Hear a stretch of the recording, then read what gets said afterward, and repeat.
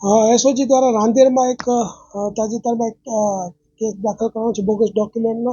એની અંદર વિગત એવી છે કે મુસીબુલ મકબૂલ શેખ, જેની ઉંમર વર્ષ 26 છે, તે અહીંયા સ્પામાં છેલ્લા 14 વર્ષથી કામ કરતો હતો. તે દરમિયાનમાં એક મુંબઈની જે નેપાળી યુવતી છે એની સાથે એને પ્રેમ થયો અને એ બંનેને લીવ ઇન રિલેશનશીપમાં રહેવું હતું. તો એના માટે ભાડેથી મકાન શોધતો હતો. તો મુસ્લિમ હોવાને કારણે એને ભાડેથી મકાન લેવામાં ખૂબ તકલીફ પડી રહી હતી.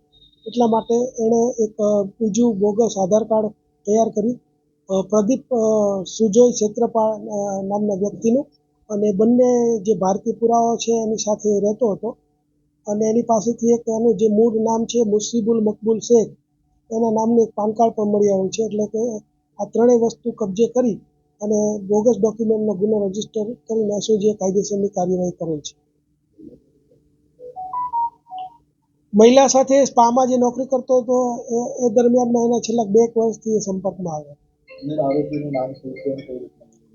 મૂળ આરોપીનું નામ જે છે પ્રદીપ મુસીબુલ મકબૂલ શેખ, અને જે નેપાળી યુવતી છે એનું જે નામ છે એ